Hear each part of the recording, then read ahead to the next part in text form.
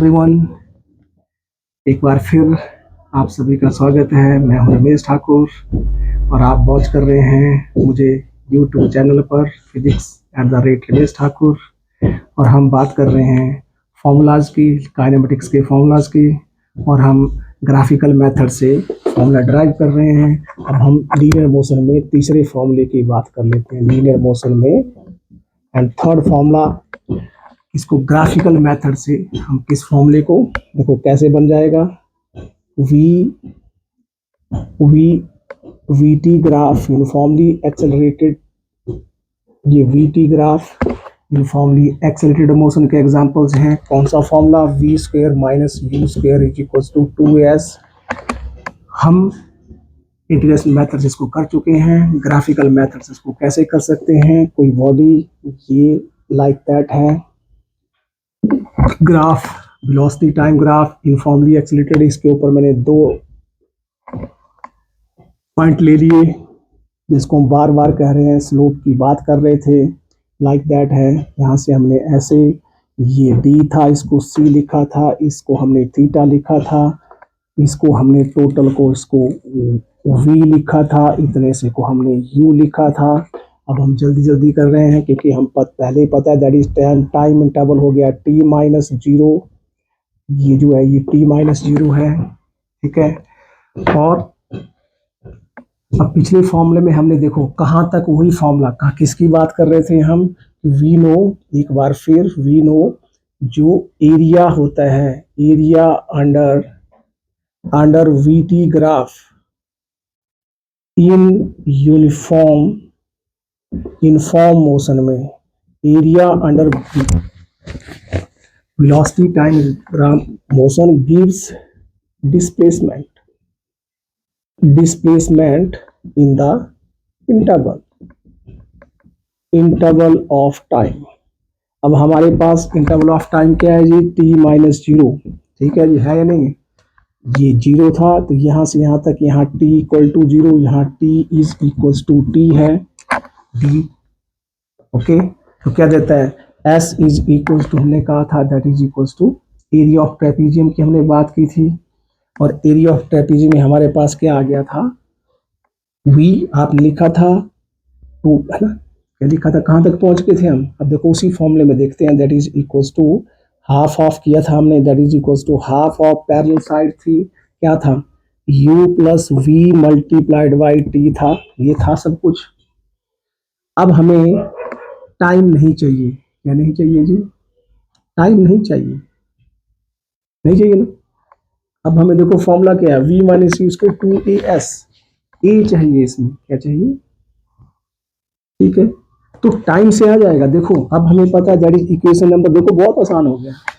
इसका मतलब है कि अगर हम basics, if you stick to the basics then we can remember, we can recapitulate any formula provided we are fundamentally so strong. तो you need to be strong fundamentally enough, बहुत ज़्यादा strong होना पड़ेगा। तो देखो क्या था, अब हमें पता नहीं चाहिए, मैंने क्या बोला था, keeping in view the final formula. अब यहाँ क्या हो सकता है, वी नो, क्या नहीं चाहिए हमें टी नहीं चाहिए फॉर्मूले में, तो we know v minus u is equals to a t होता है, तो t is equals to b minus u divide by a put कर दिया जाए तो क्या बन गया, s is equals to 1/2 into, ये बन गया b प्लस यू, और यहाँ बन गया v minus u divide by a, है ना, बना कि नहीं बना।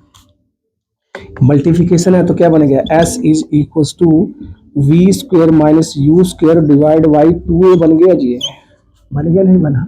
और a से मल्टीप्लाई कर लो तो क्या बन गया, और मल्टीप्लाइंग विच इम्प्लाइज, आप बोल सकते हैं क्या लिखेंगे, v square minus you square is equals to 2as, this is the required formula.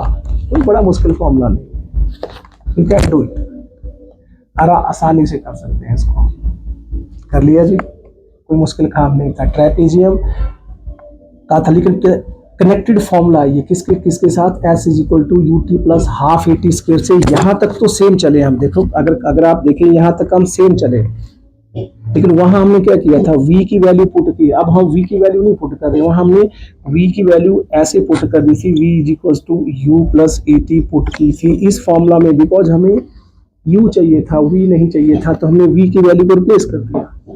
Okay, इस v की वैल्यू को u की फॉर्म के रिप्लेस कर दिया और कुछ नहीं किया। अभी हमने t नहीं चाहिए था फॉर्मूले में, t को रिप्लेस कर दिया और एक फॉर्मूला बन गया आपके trapezium. This is the formula.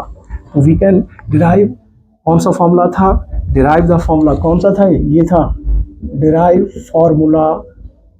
ठीक है, दिस इज कौन सा मेथड था, ग्राफिकल मेथड से, ग्राफिकल मेथड है ना।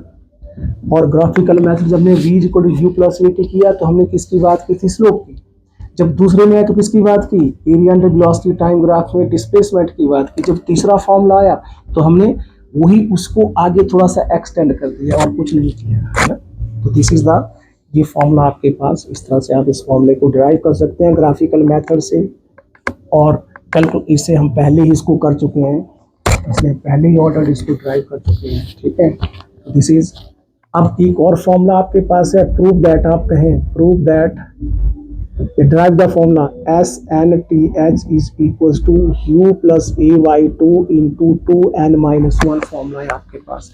इसको कैसे ड्राइव करेंगे, अब आपके पास है let a body B moving with constant acceleration, A से मूव कर रही है। ओके, वी नो क्या करेंगे, क्योंकि ये किसी की एक्सटेंशन है, we know s is equal to u t plus half a t square, ये हमें पता है, s is equal to u t plus half a t square. क्या करें, इस फॉर्मूले में पुट, आपके पास है पुट, आपके t is equal to n put कर लें और एस को कर लेंगे एस एन पुट कर लें, क्या कर लें, एस एन पुट कर लें। ठीक है, ओके, तो क्या बन जाएगा, देन इक्वेशन वन इंप्लाइज क्या बन गया, s n is equals to, क्या बन गया, u n plus half a n square बन गया जी, इक्वेशन नंबर वन ये बन गया। क्या पुट किया, ये चीज पुट कर दी। दूसरी बार again put T is equals to N minus one, तो एस क्या हो जाएगा, एस एन माइनस वन हो जाएगा, क्या हो जाएगा, एस एन माइनस वन हो जाएगा। तो क्या बना जी, तो एक बार हमने ये पुट किया तो ये बना। अब हम इसी फॉर्मूले में क्या पुट कर रहे हैं, एस, तो ये पुट किया तो क्या बन गया, s n minus one is equal to u n minus one plus half a n minus one का होल स्क्वायर। ठीक है, और जो एस एन टी एच होता है, जो एस एन टी एच होता है, that is equal to difference of the distance covered by your body में N second N minus one second. क्या होता है जी, दिस इज द फॉर्मूला, ये फॉर्मूला लिखेंगे। What is the formula to derive S N T H is equal to you plus A by two two N minus one, फिर N is time. यहाँ क्या होता है, this is the difference of the distance travelled by the body in n second N minus one second, मतलब fifth and fourth, तब ये S N T H, मतलब पांचवा चला है, चौथा खत्म होने के बाद पांचवा चला है, पांचवा खत्म होने से पहले पहले वो ही हुआ, दैट इज इक्वल टू, वो क्या हुआ, डिफरेंस है एस एन टी एच। ऐसे आप बोल सकते हैं s four minus s three, तो ये क्या बना, s distance covered in nth second. ठीक है, इस तरह से आप कर सकते हैं, distance covered in n second and n second. तो क्या बना, तो यहाँ पुट कर दिया जाए तो क्या, s N T H is equal to s n minus one, value put करो, एस एन कितना था, u n plus half a n square minus u into n minus one minus half a into n minus one का whole square. अब तो simple ही आ गया, it's simple. Distance covered by body in nth second is the difference of the distances traveled by in n second and n minus 1 seconds। तो क्या लिखा, तो एस एन टी एच अब हमारे पास सीधा आ गया, दैट इज इक्वल टू, इसको सिंप्लीफाई के u n plus half a n square minus u n minus plus u and that is minus half a into a square plus b square minus, ठीक है, ठीक है, n minus one है ना, n and two n ही होगा minus two N.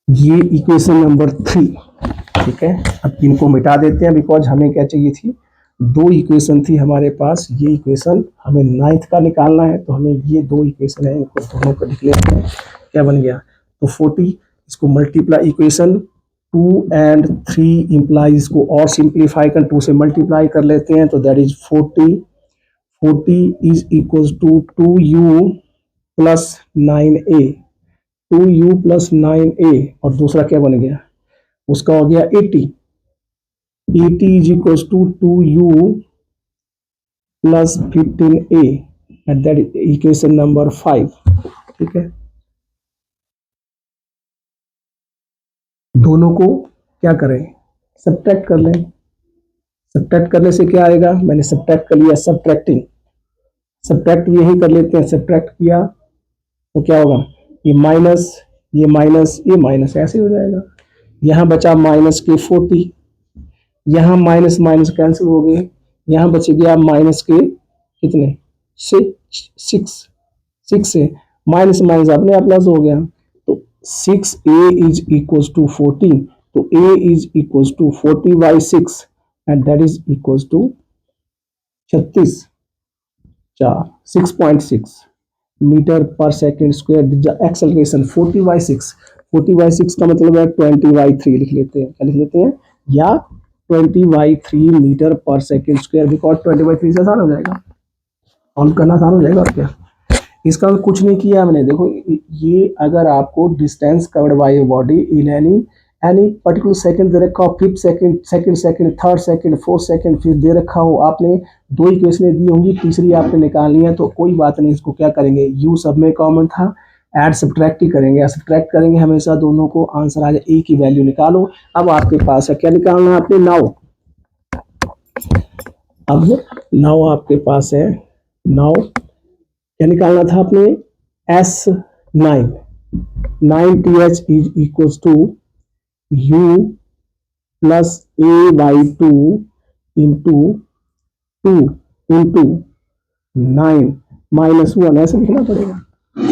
अब हमने क्या, a की वैल्यू निकाली थी, that is equal to 20/3 metre पर सेकेंड स्क्वायर निकाली थी, और इक्वेशन u की वैल्यू a की निकाली, u की वैल्यू फिर निकालो, u की वैल्यू आप किसी इक्वेशन में पुट करें, तो हमारे पास क्या था, जो इक्वेशन थी 40 is equal to 2u plus 9a/2 था, आई थिंक, है ना, 9a ही था, 2 हमने मल्टीप्लाई कर लिया था, ठीक है, ओके। 10 - 9 था, तो 1 था, तो 9 बचा था, तो ये, तो यहाँ वैल्यू पुट कर लो कि इसकी a की वैल्यू पुट करें, तो 40 is equal to 2u plus 9 into 20/3, तो 20/3 से 3 जा 9, तो 40 is equal to 2u plus कितना हो गया, 60, है ना, 60, कितना हो गया, 60 हो गया। तो जो 2u आया आपके पास, 2u इज इक्वल टू 40 - 60, और u जो आ गया आपके पास 2u, है ना, और u जो हुआ that is equal to 40 - 60, 20 divide by 2, 20 divide by 2, और that is equal to 10 metre पर सेकंड। कोई भी चीज़ ऐसे है, इसका मतलब है कि आपके पास u की वैल्यू आई माइनस में आ रही है कि नहीं आ रही है, माइनस में आने नहीं चाहिए वैसे, बिकॉज अब डी एक्सेलरेशन भी हो सकती है, ना ही मान के चलो, क्योंकि हमें सॉल्व न्यूमेरिकल सॉल्व करना है, तो एक ऐसा एक जनरल एग्जाम्पल पिकअप किया था। अब एस एन टी एच में वैल्यू पुट करें, तो यू कितना था, यू निकाला मैंने -10, और ए की वैल्यू थी 20/3, 20/6 हो गया, और इंटू 18 - 1 17, है ना, और S9TH जो हो गया दैट इज इक्वल टू, अब कितना हो गया, -10 प्लस 20 कितना हो गया है 6, 3 और 10, 170 डिवाइड बाई 3, तो दैट इज इक्वल टू 3, 5, 15, 2, 20, 6, 18, 3, 6, तो that is equals to S9TH is equals to तो 56.6 minus 10 and that is equals to 46.6 metre, तो S9TH इज इक्वल टू 46। ठीक है, तो कितना था 20 मीटर, 40 मीटर, तो 40 से ज़्यादा ही आना चाहिए था। इसका कि यू की वैल्यू नेगेटिव रिटार्ड करते, नेगेटिव वैल्यू है तब भी आपके पास पॉजिटिव ही आ रही है। तो इसका मतलब है कि अगर आपको ऐसा कोई एक एग्जाम्पल था किस तरह से, क्योंकि मैंने एक एग्जाम्पल कोई बुक से नहीं ऐसे एक जनरल एग्जाम्पल लिया था, तो आप अगर क्या करना है, आपने यू और ए की वैल्यू निकालनी है। फॉर्मूला अगर हमें पता है, फॉर्मूला क्या था, SNTH is equal to you plus a by 2 times 2n-1, फिर n टाइम है, आप उसको nth सेकंड बोलते हैं। आप हम क्या बोलते हैं, 8th second, 5th second, 2nd second, 3rd second, 4th second, कुछ भी हो सकता है। यू और ए की वैल्यू निकालो, आंसर आ जाएगा। फिर आप कोई भी 9th निकालो, 12th निकालो, 20th निकालो, कोई भी पर्टिकुलर सेकंड ले सकते हैं। पर्टिकुलर सेकंड का मतलब है 5th, मतलब चौथा खत्म हो चुका है, पांचवा लगा, लेकिन पांचवा खत्म होने से पहले that is called 5th second. वैसे ही हर जगह ऐसे ही चलेगा। तो दिस इज ऑल अबाउट आपके पास किस तरह से हम ये फॉर्मूलाज ड्राइव कर सकते हैं लीनियर मोशन के। तो ये लीनियर मोशन के फॉर्मूलाज थी। Thank you very much.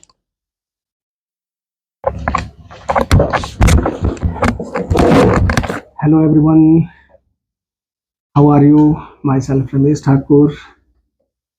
You can watch me on my Facebook, YouTube channel, Physics @Ramesh Thakur, and today we will talk about AC through L series LCR circuit. एक demand आई है, बच्चे चाहते हैं कि मैं एक LCR सर्किट के ऊपर एक वीडियो डालूं। जो +2 में +2 का एक टॉपिक ले रहा हूँ बीच में। We will continue with the topics of +1, but in between मैंने एक +2 का टॉपिक ले रखा है LCR circuit, AC through series LCR circuit. कैसे इसको, because how we can find out impedance, क्या निकालना है हमें, कैलकुलेट, क्या कैलकुलेट करना है, calculate impedance, calculate impedance of the circuit and, और क्या निकालना है साथ में, what is the condition under which it is in resonance, obtain an expression for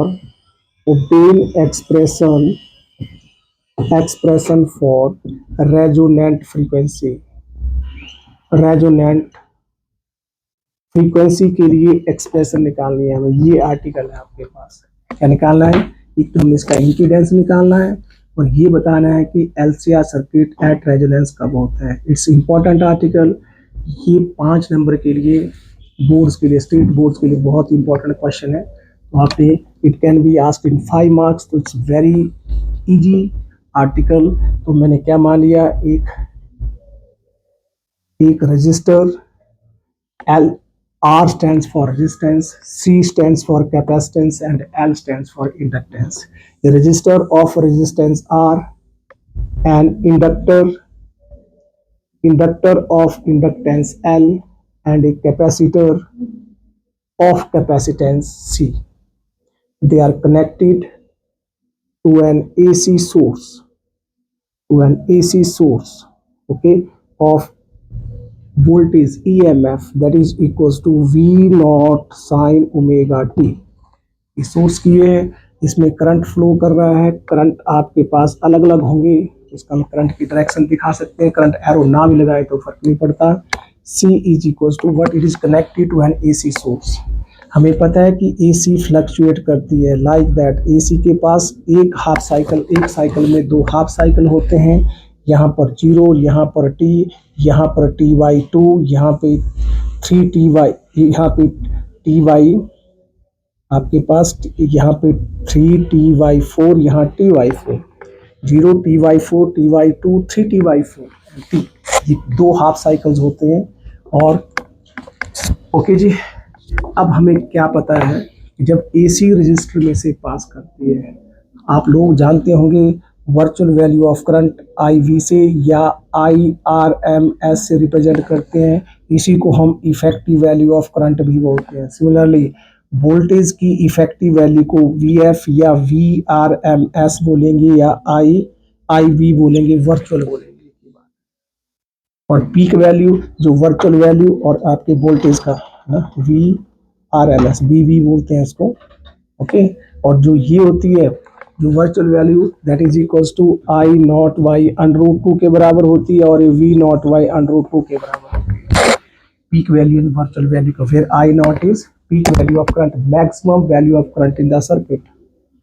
अब हमें क्या है कि when AC passes through resistor, when AC passes through resistor, अब क्या होगा, ये वोल्टेज कुछ एक हिस्सा यहाँ ड्रॉप करेगा, कुछ यहाँ ड्रॉप करेगा, कुछ यहाँ ड्रॉप करेगा, और सभी में। लेकिन अब क्योंकि all register, inductor and capacitor are connected in series, इसलिए हमें क्या होगा, जो करंट की वैल्यू होगी, जो वर्चुअल वैल्यू ऑफ करंट होगा वो सभी में सेम होगा, because IV is the virtual value of current.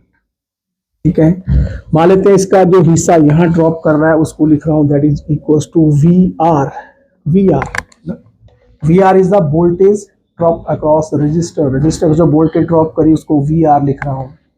And current और वोल्टेज में, और आपको पता है कि करंट और वोल्टेज के बीच में कोई फेज रिलेशनशिप नहीं होता, because both current and voltage when passes through a resistor lies in same phase having no phase difference, कोई phase difference उनमें नहीं होता। ओके, जब AC इंडक्टर में से पास करती है तो आपने ध्यान रखना, बिकॉज जो वर्चुअल करंट तो सभी में सेम होगा। क्यों सेम होगा, बिकॉज सभी सीरीज में जुड़े हुए हैं, और सीरीज में करंट चेंज नहीं करता। कहाँ करता है, अगर अलग अलग कंपोनेंट पैरेलल में होंगे तो सभी कंपोनेंट में अलग अलग करंट होगा डिपेंडिंग अपॉन द रेजिस्टेंस। यहाँ और यहाँ पे लिख लिया मैंने IB यहाँ पे, और इसको लिख रहा हूँ मैं VL is the voltage across inductor, inductor के अक्रॉस वोल्टेज, और दोनों के बीच में π/2 का फेज रिलेशनशिप होता है। तो phi is equals to π/2 when AC passes through resistor, purely resistive circuit, both current and voltage lie in same phase. When AC passes through inductor, voltage lead the current by a phase angle of π/2। आप इसको ऐसे बनाएं तो lead वाला यहाँ होगा और lag वाला यहाँ होगा। इस डायग्राम को अगर ऐसे बना के देखें तो इसको बोलते हैं, ये फेज डायग्राम है, यहाँ लीड वाला यहाँ होगा और लैग वाला यहाँ होगा, कोई भी चीज हो जाए। ठीक है, करंट और वोल्टेज अगर आपने लीड वाला दिखाना है, ऐसे दिखाना है, मैंने ऐसे दिखाया तो लीड वाला यहाँ और लैग वाला यहाँ, बिकॉज इसका हम क्या बोल रहे हैं, इसका मतलब है ये N AC passes through inductor, voltage leads the current by a phase angle, voltage across inductor leads the voltage across inductor leads the current in the circuit by a phase angle of π/2। और जब capacitor में से पास करती है तो reverse हो जाता है, करंट लीड्स द वोल्टेज। देखो मैंने अभी डायग्राम बना ली जैसे अभी बताया, that is equals to the voltage across capacitor. voltage across capacitor, VC is the voltage across capacitor, VL is the voltage across inductor and VR is the voltage across resistor। और आप देख रहे हैं that is again phi is equals to π/2। Current और voltage में या तो कोई फेज रिलेशनशिप नहीं होता, और फेज रिलेशनशिप होता भी या तो π/2 ही होता है हमेशा, या तो 0 या π/2। लेकिन प्योरली रेजिस्टिव सर्किट में फेज रिलेशनशिप नहीं होता, there is no phase relationship between current and voltage because both lie in same phase। Okay, अब हम इसको आगे की तरफ करें तो इसको क्या बन सकता है, देखो अब इसका मैं इक्विवेलेंट सर्किट ड्रॉ करूं, इसको बोलते हैं फेजर डायग्राम ड्रॉ करूं इनकी, तो हम इकट्ठी करके, तो अब देखो व्हाट वी कैन डू। अब देखो इसमें अब virtual value of voltage, current तो सेम है सभी में, तो करंट मैंने ऐसे कर लिया। वी कैन रिप्रेजेंट, अब चाहिए क्या हमें, we want effective voltage in the circuit, और वोल्टेज इफेक्टिव क्या होगी, VR, VL और VC का कंबाइंड कॉम्बिनेशन क्या होगा, इफेक्टिव या वर्चुअल वैल्यू या RMS वैल्यू ऑफ वोल्टेज होगी in the circuit.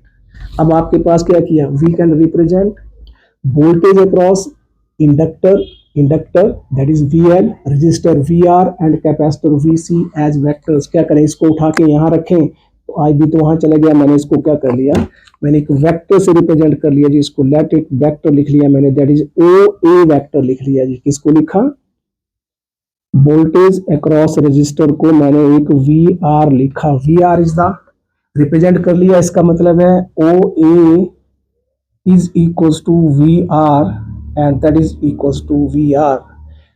We can represent voltages across resistor, inductor and capacitor, that is VR, VL and VC as vectors. एक ही case में मान ली। फिर क्या किया, इसको उठा के रखा, इस पॉइंट को यहाँ टच किया तो आई भी तो वहां चला गया, और ऊपर को तरफ को हमने लिख लिया दैट इज इक्वल्स टू, इसको लिख लेते हैं ओ बी और that is equals to V L. V L vector से रिप्रेजेंट कर लिया, किससे, वी एल वैक्टर से रिप्रेजेंट कर लिया वोल्टेज अक्रॉस इंडक्टर को। फिर इसको रखा, इसको उठा के रखा, यहाँ आई बी वहां और यहाँ आ गया आपके पास, यहाँ को आ गया दैट इज इक्वल्स टू, मैं वी सी लिख रहा हूँ that is equals to V C, C vector से ओ सी, इसका मतलब है ओ ए ओ बी वैक्टर से मैं किसको रिप्रेजेंट कर रहा हूँ, वी एल को, और that is equals to V L और O C vector that is equals to VC and that is equals to VC, where VR, VL, VC are the voltage across resistor, inductor and capacitor respectively. What I did, क्या करना है आपने, because current तो same है सभी में से, because all the components that is inductor, capacitor and resistor are connected in series, that's why same current will flow through them, that's why I take that IV virtual effective current in the circuit is IV because it is same in all the cases, that's why it is effective। लेकिन voltage effective नहीं है, voltage क्या है, इसकी हमें effective निकालनी है, क्या निकालनी है, इंस्टेंटेनियस है, इफेक्टिव कितनी होगी वो देखने वाली बात है। तो आप क्या कर दिया, अब नाउ एक चीज आप देख रहे हैं, because the vector O B, कौन सा, ये वेक्टर और ये vector, they are pointing along a line. देखो कि जब दो वेक्टर, एक वेक्टर ऐसे है और एक वेक्टर ऐसे है, एक वेक्टर ये है, ये ओ बी है और ये ओ सी है, ये वी एल है और ये वी सी है। आप देख रहे हैं दोनों के बीच में कितने का एंगल है, 180 का डिफरेंस है, कितना, they are inclined, they are pointing along a line. अगर आप vector law of parallel law of vector addition की बात करें, using the parallelogram law of vector addition, क्या होता है देखो, चेक करके देखें, यहाँ पे एक वेक्टर आपके पास वी एल है, एक वी सी है, और हम जो आर निकालेंगे, इनका आर होगा that is equals to a square plus b square plus 2ab cos of theta, यही होता है ना जी, आर स्क्वायर लिख लेते हैं, ये रिजल्टेंट होता है। हाँ, तो दैट इज इक्वल्स टू ए की जगह मेरे पास क्या है, वी एल का स्क्वायर माइनस वी सी का स्क्वायर, है ना, एंड माइनस कॉस थीटा 180 का एंगल है 1, तो that is equals to V L minus V C 2 times V L V C, ऐसे हुआ, और दैट इज इक्वल्स टू, इसको लिखें तो R square is equals to V L minus V C, ये तो था, ये प्लस है वो माइनस तब आया, वी सी का होल स्क्वायर कर सकता हूँ कि नहीं कर सकता, और जब इसका लिखे तो इसका अंडरूट लूंगा, इसको हटा दूं, यहाँ से इसको हटा दिया तो अंडरूट लिया तो क्या रह गया, R is equals to V L minus V C ही रह गया मेरे पास। इसका मतलब हुआ कि शॉर्टकट में आपको बताऊं तो when two vectors point along a line from the common origin but in opposite direction, then the resultant also lie on the same line and will point the direction of the bigger vector and will be equal their difference, difference के बराबर आया। इसका मतलब है यहाँ देखो, यहाँ पे ये जो BL बड़ा है BC छोटा है, क्यों, बिकॉज ये पॉजिटिव डायरेक्शन है, ये नेगेटिव है, इसलिए इनका रिजल्टेंट यहाँ जैसे होगा, क्या बोला मैंने, that will point the direction of the bigger vector, और बिगर वेक्टर है BL और उसको लिख लिया मैंने OD वेक्टर, और वो होगा that is equals to V L minus B C, difference के बराबर हो गया। आपको पता लग गया, क्लैरिटी हो गई होगी। व्हाट आई डिड, ये resistor, inductor and capacitor, they are connected in series to a source V naught sine omega t, the part of it will got dropped across around this and this. VR is the voltage across resistor, inductor and VL across inductor, BC across capacitor। Current दोनों सभी में same है, वही virtual है। अब हमें voltage को भी वर्चुअल बनाना है, ये इंडिविजुअल है, VR is the individual voltage of resistor, VL is the individual voltage of inductor, VC is the individual voltage across capacitor। हमें क्या चाहिए, सर्किट की इकट्ठी चाहिए कॉमन वोल्टेज चाहिए, उसको बोलते हैं effective voltage, virtual value of voltage and और RMS root mean square value of the voltage, वही निकालने की हम ट्राई कर रहे हैं टू फाइंड आउट इफेक्टिव और virtual value of voltage circuit. What we are trying, we can take voltage across resistor, inductor and a capacitor as vectors. Why? Because आपको पता है कि सब एक जैसे नहीं है. यहाँ करंट और वोल्टेज में फेज रिलेशनशिप नहीं है, यहाँ है, लेकिन यहाँ है पाई बाई टू, यहाँ भी है पाई बाई टू, लेकिन यहाँ क्या कर रहा है, यहाँ अगर वोल्टेज लीड करे यहाँ करंट लीड कर रहा है. दैट्स वाई अलग अलग सर्किट बनेंगे. तो ये तो था इतना सा आपको. तो इसका मतलब है मैंने क्या रिजल्ट निकालना है, क्या निकालना है, निकालनी है. तो हमें तीन थी, मैंने दो ड्राइव कर ली. अब क्या हो गया, अब बी एल बी सी का बन गया B L minus B C बन गया ओडी वेक्टर से. अब यहाँ देखो इसको, अब बच गए हमारे पास दो वेक्टर्स, दो बचे. कौन कौन से, एक वेक्टर बचा ओ डी वेक्टर और O A vector. Again this OA equal to VR, OD equals to VL minus VC. They again represent two adjacent sides of a parallelogram drawn from a common point. है या नहीं, but दोनों के mutually perpendicular साथ में दे रखा है. और आप फिर वेक्टर लगाएंगे अभी फिलहाल तो resultant is given the diagonal of the parallelogram. कौन दे रहा, इन दोनों का passing through the same common origin. इसका जिस जहां से ये ओ ए स्टार्ट किया था और जहां से ओ डी स्टार्ट किया वहीं से क्या होगा, वही रिजल्टेंट देगा इसका. ये रिजल्टेंट आ गया इसका, ये आया resultant. This is the resultant, ये रिजल्टेंट होगा नहीं. और अगर ये वी आर है तो ये वाला वेक्टर भी वी आर होगा. और ये वी एल माइनस वी सी है तो ये वाला वेक्टर भी वी एल माइनस वी सी के बराबर होगा. और इसको लिख लेते हैं, दैट इज इक्वल्स टू, मैंने लिख लिया O E. Resultant of O A and O D, that is VR and VL minus VC is given by the diagonal of the parallelogram. अब दोनों के बीच का एंगल कितना है, ये पाई बाई टू का एंगल है. ओके, पाई बाई टू के एंगल पे इंक्लाइंड है. ओके, ठीक है जी. तो इसका मतलब है कि ओ ई दे रहा है आपको. अब ओ ई किसके बराबर होगा, ओ ई लिखते हैं इसको. अब आपके पास क्या होगा रिजल्ट है, तो आपको फिर लिखता हूं मैं parallelogram law of vector addition लिखो तो R square is equals to a square plus b square plus 2ab cos of theta, ऐसे होगा. ओके, लेकिन थीटा कितना है 90 डिग्री, कॉस 90 कितना होता है 0. तो क्या बच गया, R square is equals to A कितना है वी आर का स्क्वायर और बी कितना है V L minus V C का स्क्वायर, इतना ही है.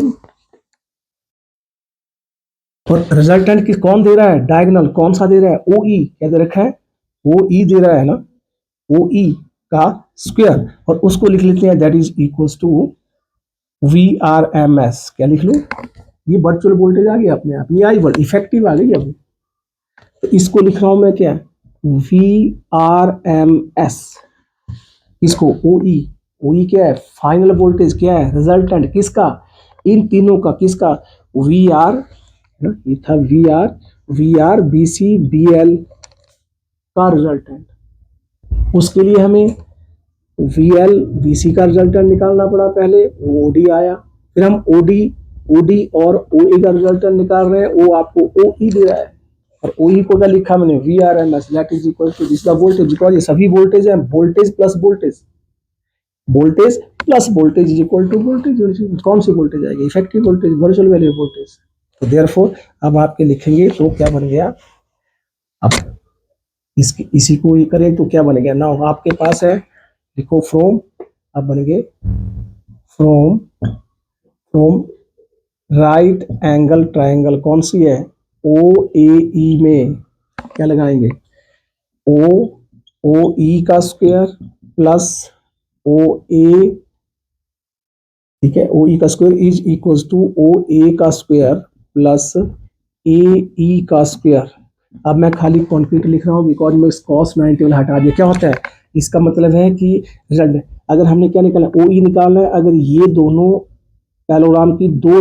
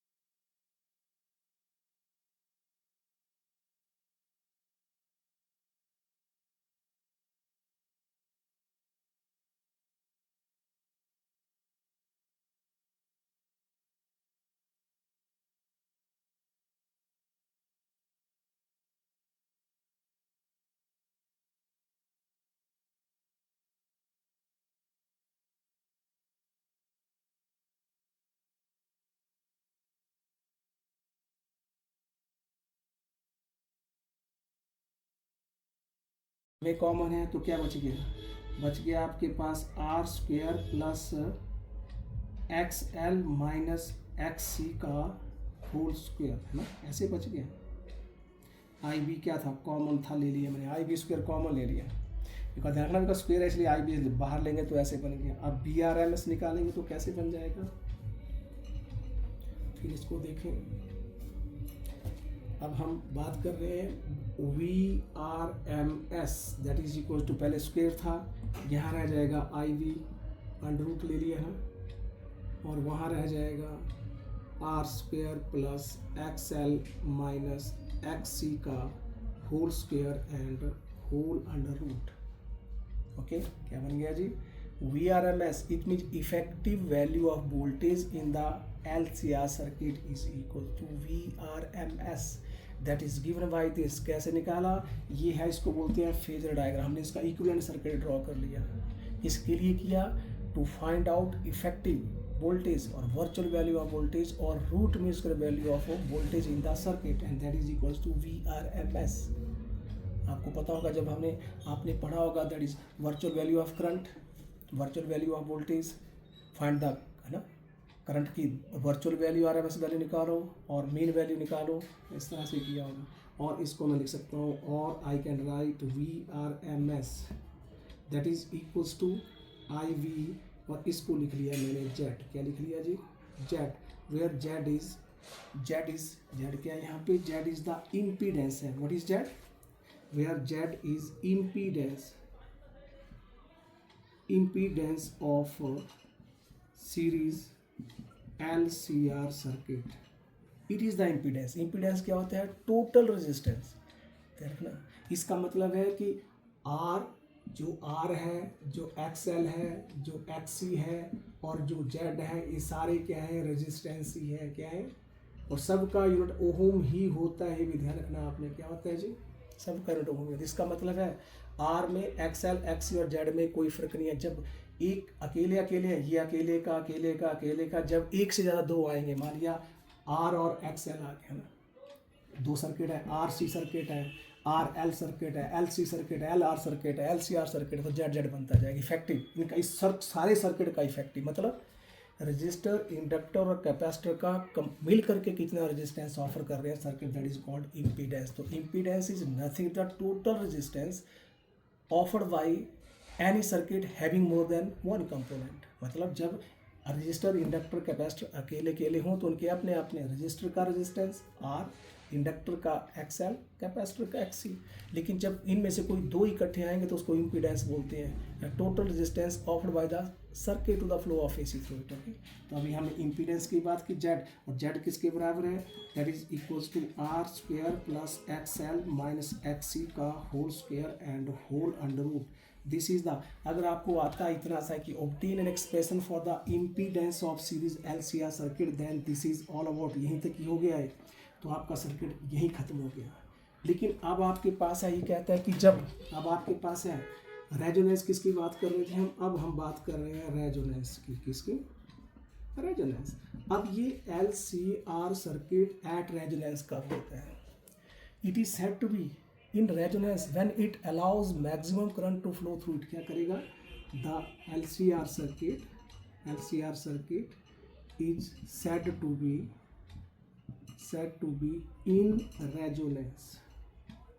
in resonance when it allows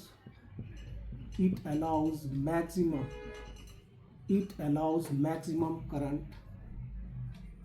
current to flow through it इनकी, और and it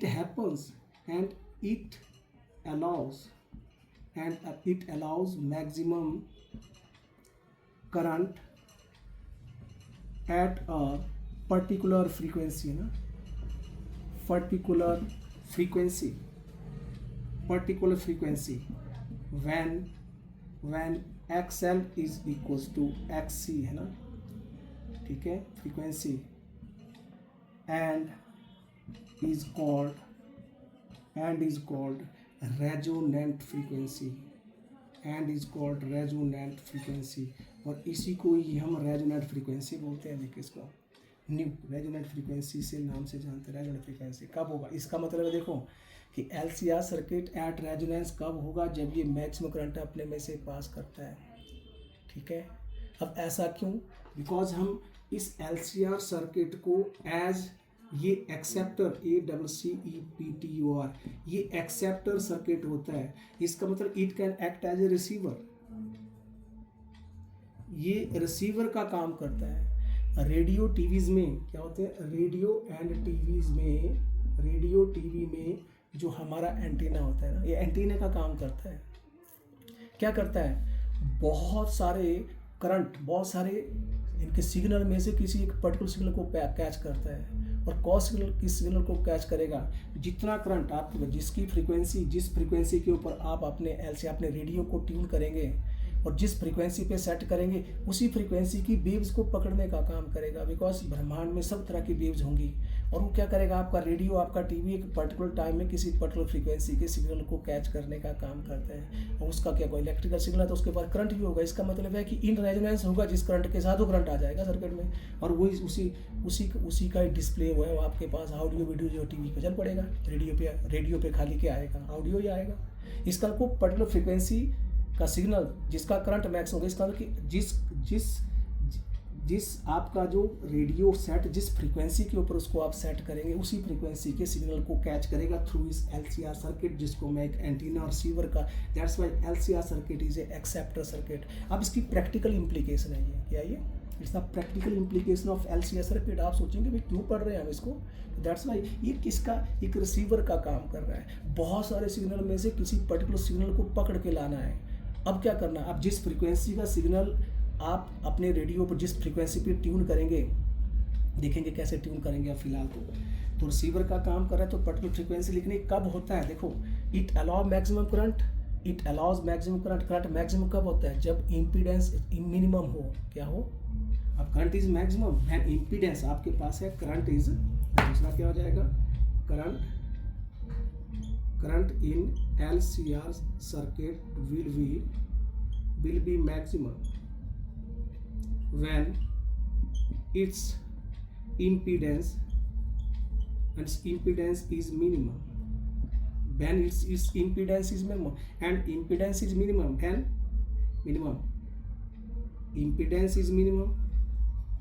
impedance will be minimum कब होता है, when XL equals to XC, बोला मैंने, क्या बोल दिया, XL is equal to XC के ऊपर XL। अब इसका मतलब है कि XL XC तो इम्पीडेंस मिनिमम हुआ, तो चेक करके देखते हैं। आप देखो वी नो, अब आपके पास है we know Z is equals to R square plus XL minus XC का whole square and whole under root है, where XL is equals to L omega and XC is equals to C omega होता है। Value put करके कर सकते हैं। अब क्या होता है कि when XL is equals to XC, तो क्या बन गया जी, तो Z is equals to R square under root that is equals to R, तो Z is equals to R and this is the minimum impedance। इसका मतलब है कि करंट मैक्सिमम के लिए इम्पीडेंस मिनिमम होगा, और इम्पीडेंस मिनिमम कब होगा, जब एक्स, एक सिचुएशन है, अगर ये दोनों बराबर हो जाए तो इम्पीडेंस मिनिमम हो जाएगा, और कोई सिचुएशन नहीं है। इसको जीरो कर दें तो फर्क नहीं पड़ेगा, तो क्या होगा, XL इक्वल टू XC हो तो XL equal to XL minus XC बनेगा, तब भी तो कुछ और होगा। इसका मतलब यही सिचुएशन है कि जब आपके पास ये मिनिमम हो, और मिनिमम कब होगा, व्हेन इंडक्टिव रिएक्टेंस को बोलेंगे inductive reactance equals to capacitive reactance. इसका मतलब है आपके एक नंबर का क्वेश्चन बनता है कि भाई एट रेजोनेंस में क्या होता है, एट रेजोनेंस क्या होता है, XL equals to XC, XL greater than XC, XL less than XC and XL not XC क्या होना चाहिए, equal to, strictly equal to, ये क्वेश्चन। और आप क्या बोलेंगे, करंट, अब LCR सर्किट का रेजोनेंस के ऊपर करंट कितना होता है जी, what is the current, impedance कितना होता है, और आपसे पूछे बिकॉज अब ZR के बराबर हुआ, इसका मतलब है एट एट रेजोनेंस, तो LCR circuit behave like a purely register only, है ना, क्या हुआ, आर ओनली बचा, इसमें क्या बचा, तो ये क्या होगा, आर बच गया, तो ये बन गया प्योरली रजिस्टिव सर्किट। ध्यान रखना है आपने कि जब आप डिस्कशन कर रहे हैं तो एक नंबर के क्वेश्चन वहीं से निकल के आ जाते हैं, तो आपने ध्यान रखना है कि आपको ये कई बार क्वेश्चन आ चुका है कि जब आपका जब एलसीआर सर्किट एट रेजोनेंस होता है तो LCR circuit is equal to, आपको लिखा equal to R, LCR circuit equal to R, equal to C, equal to L R, कुछ भी लिखेंगे तो आप लिखेंगे ओनली आर बनाए, क्योंकि आर ही बचा, बाकी कुछ नहीं बचे, एक्सएल एक्सी गायब हो गया। तो प्योरली रजिस्टिव सर्किट की तरह बिहेव करता है, किस तरह बिहेव करता है, प्योरली रजिस्टिव। आपसे पूछें, अब क्वेश्चन को बदल दिए, what is the phase relationship between current and voltage, ठीक है, एट रेजोनेंस, तो क्या बोलेंगे, that is equal to 0, because at resonance your LCR circuit is equal to purely resistive circuit, and in purely resistive circuit phase relationship, there is no phase relationship current and voltage। अब frequency की, अब आपको question आ सके, because देखो बहुत आसान question है ये, बहुत, इसको आप ये कहते हैं कि नाउ एक्सप्रेशन की बात करें, एक्सप्रेशन फॉर रेजोनेंट फ्रीक्वेंसी की बात करें, रेजोनेंट फ्रीक्वेंसी जिसको मैं न्यू कह रहा हूँ, कब होता है जी। अब मैंने क्या बताया कि इसका LCR circuit allows maximum current to pass through it at resonance and it happens at a particular frequency, ठीक है, called resonant frequency, and it is possible when XL equal to XC. तो क्या कंडीशन लगाई मैंने, XL equals to XC, तो XL होता है L omega, XC होता है 1/c ओमेगा, और मैंने omega square is equal to 1/LC लिख लिया, और omega is equals to √LC लिख लिया, ओके। और ओमेगा जो होता है वो 2π/t होता है, and that is equal to 1/√LC होता है, और 1/t जो होता है न्यू होता है ना, अब आपको ये पता होना चाहिए, तो क्या लिखेंगे, 2π न्यू इक्वल्स टू 1/√LC, और √ भी है, और nu is equals to 1/2π times √LC। This is the expression for resonant frequency. अगर आप पूरा कंप्लीट हो गया तो ऑब्टेन आपके पास, इसका मतलब है कि आपके बोलते कि व्हाट इज द, आपसे पूछे कि what is the frequency, what is the frequency at which inductive reactance equals to capacitive reactance. अब क्वेश्चन उल्टा पूछ सकते हैं, आपको एक नंबर का क्वेश्चन पूछा सकता है कि what is the frequency at which inductive reactance equals to the capacitive reactance, तो क्या बन गया, तो आपके यही तो होता है इसका कि when XL equals to XC then nu is equals to 1/2π times √LC होता है जी। दिस इज रेजोनेंट फ्रीक्वेंसी के लिए एक्सप्रेशन। अब क्या होता है कि एल और सी, मैंने पहले बताया कि एल और सी की वैल्यू को बदलते रहो, इसका मतलब जस्ट बिकॉज देखो आपने एक टैंक सर्किट बोलते हैं इसको, देखो आपके पास एक इंडक्टर और कैपेसिटर के पैरेलल कॉम्बिनेशन को हम बोलते हैं टैंक सर्किट। क्या बोलते हैं, इंडक्टर में मैग्नेटिक एनर्जी स्टोर होती है और कैपेसिटर में इलेक्ट्रोस्टैटिक पोटेंशियल एनर्जी स्टोर होती है। अब क्या होता है, जब इनमें एनर्जी का एक्सचेंज होता है, अब जब इलेक्ट्रोस्टैटिक एनर्जी इंडक्टर के पास जाएगी तो मैग्नेटिक एनर्जी बन जाएगी, और जब मैग्नेटिक एनर्जी कैपेसिटर के पास आएगी तो इलेक्ट्रोस्टैटिक बन जाएगी। There is a transformation of energy, there is a merely exchange of energy between inductor and capacitor, and this merely simple exchange of energy between inductor and capacitor, इसमें क्या कर रहा है, चार्ज ऑसिलेट कर रहा है ना, क्या कर रहा है, चार्ज ऑसिलेट कर रहा है, एंड द ऑसिलेटिंग चार्जेस क्या पैदा करते हैं, EM वेव्स, क्या पैदा करते हैं जी, तो इसका मतलब EM वेव पैदा करते हैं, और ये क्या है, ये EM वेव की फ्रीक्वेंसी तो है, दैट्स वाई तो टैंक सर्किट में चार्ज की बड़ी the source of electromagnetic waves, the source of electromagnetic wave is oscillating charges या एक्सेलरेटिंग चार्जेस बोल सकते हैं, accelerating charges produces EM waves. तो हम EM वेव की frequency, it means just varying by change the value of L and C, inductor capacitor C की L और C की वैल्यू को चेंज करके we are able to produce electrical oscillations of any desired frequency. तो हम किसी भी डिजायर्ड फ्रीक्वेंसी के, इसका मतलब हम क्या करेंगे, जो रेडियो होगा, रेडियो के टैंक सर्किट में, रेडियो के LCR सर्किट में क्या किसी भी फ्रीक्वेंसी, इस फ्रीक्वेंसी की क्या कर सकते हैं, बीट्स पैदा कर सकते हैं, और जिस फ्रीक्वेंसी पे आप अपने रेडियो को सेट करेंगे उसी पर्टिकुलर फ्रीक्वेंसी की बीट्स को पकड़ेगा, और उसी का ही आपके पास उसी का साउंड आएगा। अगर टीवी होगा तो ऑडियो वीडियो तो आपके पास दोनों आएंगे, ठीक है। तो आप एक में बोलते हैं टेलीकास्ट होगा, एक में ब्रॉडकास्ट होता है। रेडियो में ब्रॉडकास्ट होता है, टीवी में टेलीकास्ट होता है। टेलीकास्ट में ऑडियो वीडियो दोनों होते हैं और ब्रॉडकास्ट में खाली ऑडियो होता है। तो इस तरह से आप वी कैन फाइंड आउट इसका। और दूसरा हो सकता है कि आपके पास ये पूछता है कि हो सकता है एक नंबर क्वेश्चन कि what are the dimensions of √LC। अब देखो √LC ऊपर ले आया, मैं तो टाइम की हो जाएंगी। और अगर पूछें 1/√LC तो ये फ्रीक्वेंसी की होगी, बिकॉज न्यू क्या है, नीचे है √LC, ऐसे ही है नीचे। तो न्यू अगर 1 है तो फ्रीक्वेंसी की, अगर ये है तो ये टाइम की। आपके वहाँ लिखा होगा टाइम, फ्रीक्वेंसी, वेलोसिटी, फोर्स, कुछ भी लिखा होगा। 4 ऑप्शन आपको दी जा सकती हैं। तो हमें कंफ्यूज होने की ज़रूरत नहीं है in that case. So this is all about how we can find out impedance of series LCR circuit and how we can find out how we can define resonant frequency and how we can find out the expression for resonant frequency of series LCR circuit. So this is the expression. तो आपको detail discussion से इसको कर लिया। Thank you very much.